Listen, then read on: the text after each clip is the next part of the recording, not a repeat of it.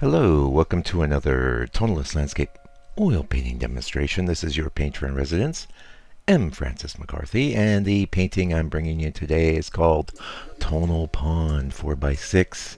I did this last week. It was a little palette cleanser for me, and hopefully you'll enjoy watching me get it together. The board you're looking at was actually one of these burnt sienna tone boards, and I quickly rubbed some raw umber acrylic paint on it just to kind of tone it down, and having a bit of an interesting texture wasn't so bad. And this was a very quick painting. You could see this one in the members area in real time. It's around an hour long, so that's what I had in mind. Not including the little board prep or the time I spent prepping the reference image, which can be pretty significant sometimes. The reference image, by the way, was an old pictorialist photo. Thanks to the Adobe Photoshop AI capabilities, I was able to make some little changes. I really love that, frankly. I'm using it a lot just for getting things out of my way that annoy me. And that sense of what those things will be or not is that's a toughie. You know, developing that is something that really is based on acquiring experience. Yes, you can have a natural aesthetic sense as well. That definitely will help you, but I've always had that, and it still took me quite a few years to really know what sort of things would and wouldn't work. And even that being said, not everything I do is, you know, going to be hitting it out of the park. And that's going to be one of the things I want to talk about in today's video. I want to give you a heads up that and I'll try and remember to put a link under here. I am active on my blog again. I've had a big break, and unlike what I was doing for the last year or so, where it would just basically be a little resolution, better resolution picture of the video for that week, or videos, one of the videos, if I'm doing, you know, more than one video in a week. I am actually writing some small essays. I have so many opinions on so many things, and I used to maybe get into that a bit more in the early days of the channel.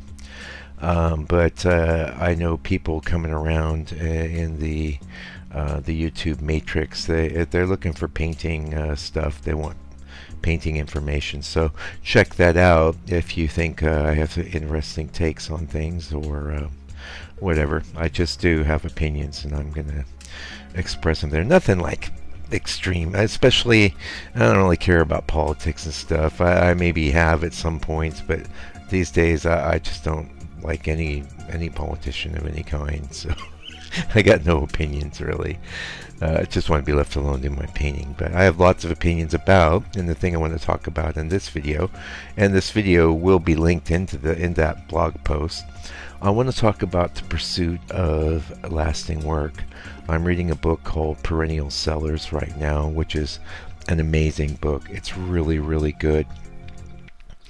And I say that as somebody who's been kind of on a self-help jag for the last, I don't know, 4 or 5 months, but this is head and shoulders above any other book I've read. And you know, here's an idea that's in that book that didn't make it into my essay, but I probably will write about it anyway. And that is the by the way, this is middle of the week video, so a little less information on the painting, a little more just information about art. And I do think you'll find this valuable, yeah, if you're a painter, because what one of us isn't setting out to do a painting that doesn't want that painting to be well regarded as it moves through history, you know, as it moves through the future.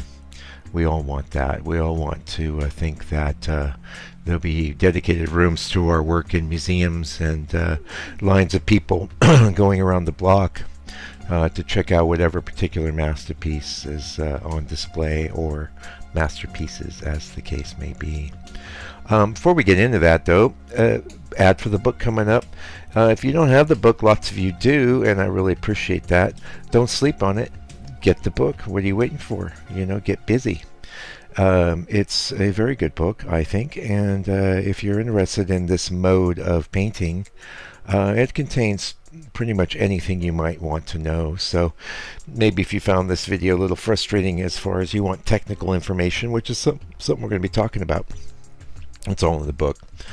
In fact, let's go ahead and talk about technical information. What things do you need to have in place to create work that is going to last, that is going to be a perennial seller, something that is like a Van Gogh or like a Georgia Ness or you know, Whistler or any of these greats? We'll just keep it to art, visual art right now.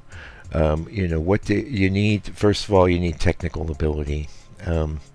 You're going to have to get that, and the only way really to get that is, yes, you can get some instruction, and there's plenty of that here. There's quite a lot in the members area.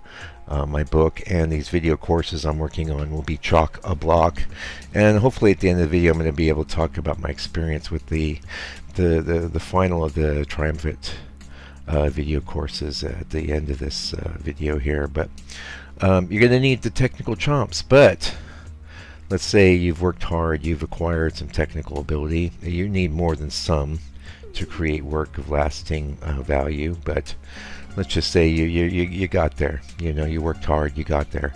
The next thing you need is the correct amount of inspiration, and by that I mean you need to have something to say, and it can't just be, I think people will like this and give me money. You know, that isn't going to work, because most of the time to really to get to those sorts of markets, you're going to have to be creating work that is more, say, in fashion of the time, and something that's going to be perennially awesome is going to have to be in alignment with all of the standards of what makes things great, that are enduring, not just fashionable. Yeah. So what sorts of things would that be? I covered this in the blog post, so I'm not going to read this out loud to you, but you know, so off the top of my head right now, you know, you need to be say going after conveying a feeling or an idea of some weight.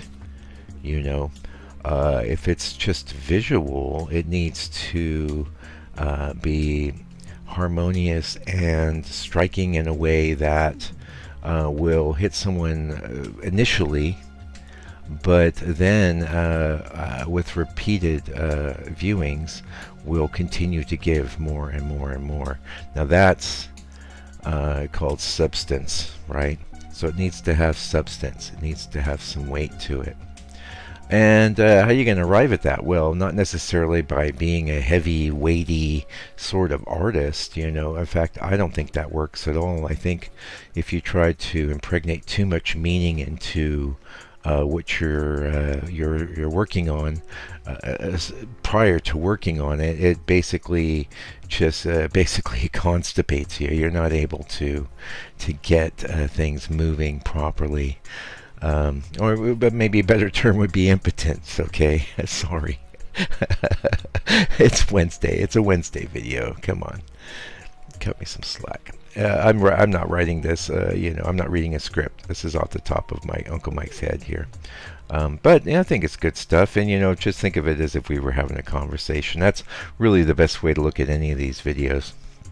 Yeah, so we have just a minute or so left. So how does this pertain to these video courses? Well, I have now, this is the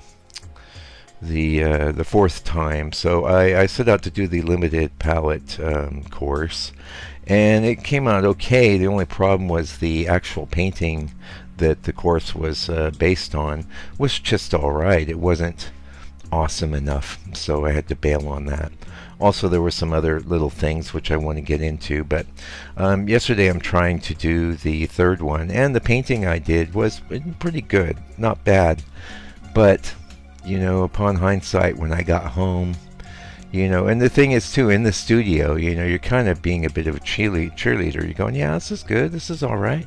Yeah, I like this pretty well, you know, you do your best.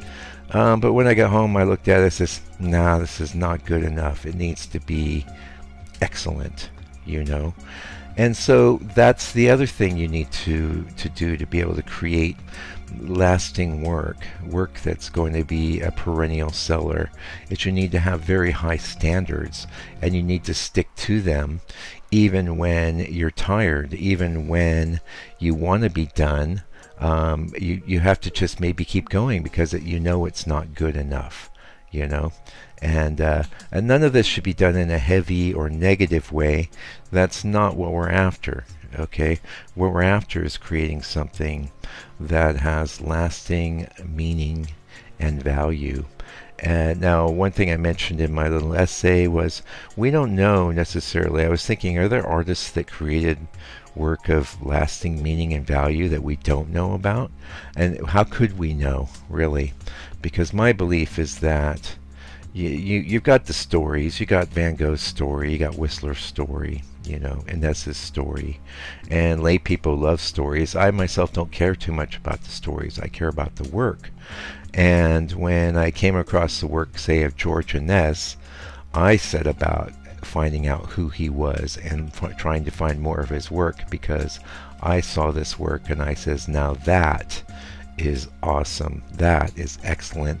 That is the sort of vein I want to work in. That's the kind of emotive response that I want my work to stimulate in people. You know what I mean? And so back to the video course. I've went back to the drawing board. I've got a new reference image I worked on last night, and I'm going to go for it again. And it's all good because I'm not rolling it out to February. And one of the reasons for that is that I don't just want the courses to be awesome and enduring, but also the materials that go around them, the marketing materials, the web page itself, and every aspect of the process I want to be, you know, done as best as I can. Like, these courses aren't error-free, much to my chagrin. If I was a corporate sort of entity and I could afford to employ someone, as it stands, I went through the two that are done so many times. I just can't, you know, you just got to let things go at a certain point. But there's little grammatical errors in those subtract files that I wish weren't there. But there they are. They're going to be all right, because the actual substance of the course is amazing, and these are very, very small errors, so we'll be okay. But what I recommend you do, you know, we got just like a little left to go in here, is you don't want to be immobilized in the constant pursuit of perfection. Like, oh well, I'll have a show when my paintings are as good as I know they could be. No, I'd say get your work up to a certain level, and then have your show, and then make the next show better. Now, that said, don't have a show with your first 10 paintings. Please don't do that. That's really I don't know, I see that all the time at the art center where I'm at, and it's, you know, no one's telling these people that they weren't ready. How do you know if you're ready? Well, you can send your work to me. I'll honestly tell you, and in a gentle and loving way. It doesn't have to be perfect either. Throw it out there, get it out there, you know.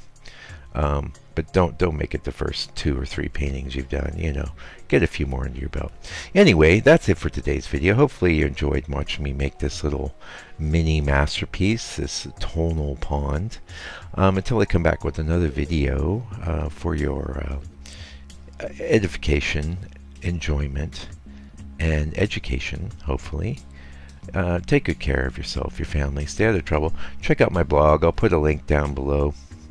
You know, you never know. You might get something from it. If you like the way I burble on here, you're gonna get more of that. Only maybe on other topics, more extensive topics, like I talk about social media and stuff. Anyway, until I come back with another video for your edification and enjoyment, do me a favor, do me a solid. Take good care of yourself, your family, all your loved ones. Stay out of trouble, and God bless you and your family.